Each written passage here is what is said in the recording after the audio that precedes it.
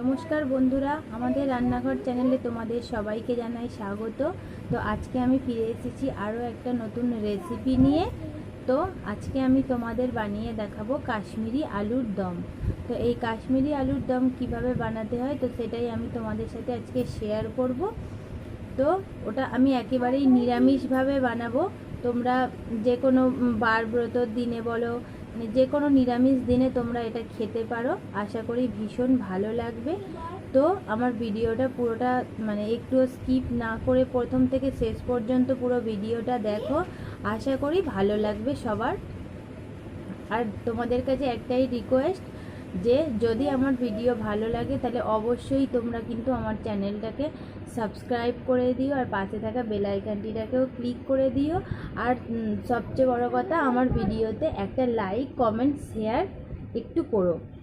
কারণ আমি দেখছি অনেকেই ভিডিও দেখছে অথচ আমার চ্যানেলটাকে সাবস্ক্রাইব করছে না বা ভিডিওতে একটাও লাইক করছে না। তাই জন্যই সবার কাছে একটাই রিকোয়েস্ট, তোমরা সবাই ভালো করেই জানো একটা ভিডিও বানাতে কতটা কষ্ট হয়, কতটা পরিশ্রম করতে হয়। তো তাই বলছি, তোমরা প্লিজ ভিডিওতে একটা লাইক করো, কমেন্ট করো, শেয়ার করো আর অবশ্যই আমার চ্যানেলটাকে সাবস্ক্রাইব করে দিয়ে আমার পাশে থেকো। কারণ তোমাদের সাপোর্ট ছাড়া আমি কিন্তু একটুও এগোতে পারবো না। তো তোমাদের কাছে এইটুকুই বলার আছে। তো চলো বন্ধুরা, আজকের ভিডিওটা রান্নাটার ভিডিওটা তো শুরু করেই দিয়েছি। তো এবার চলো রান্নাটা শুরু করে দিই। তো দেখো আমার ভিডিওটা পুরোটা আমি কিভাবে এই কাশ্মীরি আলুর দমটা বানাই, আশা করি ভালো লাগবে। তো চলো সোজাসুজি রান্নার কাছে চলে যাই। তো দেখো বন্ধুরা, ফার্স্টেই গ্যাসটা অন করে কড়াইটা গরম করতে দিয়েছি। আর এবার এর মধ্যে দিয়ে দিলাম সর্ষের তেল। সর্ষের তেলটা একটু গরম করে তার মধ্যে দুটো তেজপাতা, একটু গোটা গরম মশলা ফোড়ন আর অল্প একটুখানি চিনি দিয়ে দিলাম। দিয়ে একটু নাড়াচাড়া করার পরে এর মধ্যে আমি দিয়ে দেবো দুটো মাঝারি সাইজের টমেটো কুচি। টমেটোটা দিয়ে আমি খানিকক্ষণ ভাজা ভাজা করে নেব।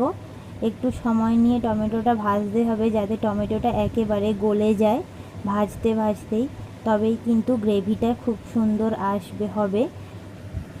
তো আমি একটুখানি ভালো করে টমেটোটাকে ভেজে নিয়েছি। দেখো টমেটোটা অনেকটাই গিয়েছে। টমেটোটা অনেকটাই গলে গিয়েছে।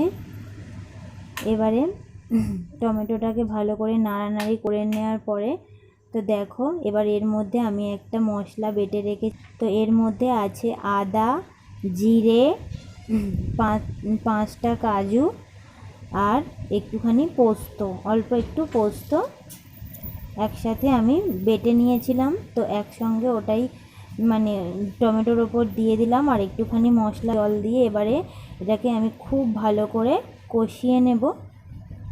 এই মশলাটাকে একটু ভালো করে কষিয়ে নিতে হবে। তো দেখো কতটা অন্যরকম হয়ে গিয়েছে কালারটা। তো এবার এর মধ্যে আমি দিয়ে দিলাম হলুদ গুঁড়ো, নুন আর দিয়ে দিলাম লঙ্কার গুঁড়ো। তো এবার এই গুঁড়ো মশলাটা দিয়ে আমি খানিকক্ষণ আরও কষে নেব।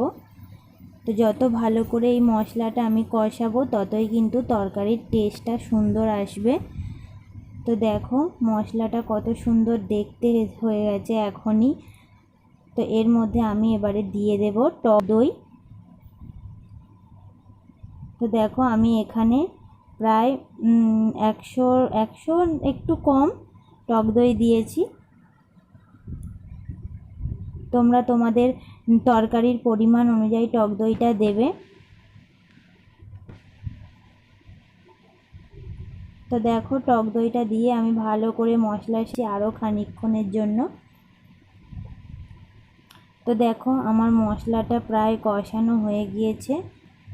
তো মশলাটা আমি ভালোভাবে কষিয়ে নিয়েছি, মশলাটা থেকে তেলও ছাড়তে শুরু হয়ে গিয়েছে। দেখো এবার এর মধ্যে আমি আলু দিয়ে দিলাম। আর একটা কথা বলি, আলুগুলো কিন্তু আমি আগের থেকেই অর্ধেক সেদ্ধ করে রেখেছিলাম। তোমরা দেখতে পাচ্ছ আলুটা একটু হলুদ হলুদ, তার কারণ আমি একটুখানি নুন আর হলুদ দিয়েই আলুটা সেদ্ধ করেছি যাতে আলুর কালারটা ভালো লাগে, সাদা হয়ে না থাকে। তাই জন্যই একটুখানি হলুদ আর নুন দিয়ে অর্ধেক সেদ্ধ করে নিয়েছি, বাদ বাকিটা মশলার সাথেই সেদ্ধ হয়ে যাবে। তো এবারে আলু দিয়ে মশলার সাথে খানিকক্ষণ ভালো করে কষিয়ে নিতে হবে। তো দেখো অনেক ভালো করে কষিয়ে নিয়েছি, আলুর সাথে মশলা ভালো করে কষিয়ে নেওয়ার পরে একটুখানি অল্প করে জল দিয়ে দিলাম। খুব বেশি জল দেওয়ার প্রয়োজন নেই, তার কারণ যেহেতু আমি আলুটা আগে থেকেই অর্ধেকটা সেদ্ধ করে রেখে দিয়েছিলাম, তাই জন্য আর বেশি জল দিলাম না, এইটুকুই জল দিলাম। তো দেখো আমার একেবারেই রেডি, তরকারিটা ফুটে উঠতেই নামিয়ে নিয়েছি। এবার এর মধ্যে দিয়ে দিলাম গরম মশলার গুঁড়ো। তো ভিডিওটা কেমন লাগলো অবশ্যই জানিও বন্ধুরা, যদি ভালো লেগে থাকে তাহলে অবশ্যই আমার ভিডিওতে লাইক কমেন্ট শেয়ার করে দিও, আর চ্যানেলটাকে সাবস্ক্রাইব করে দিও। তো ফিরে আসছি আরও একটা নতুন রেসিপি নিয়ে। নমস্কার।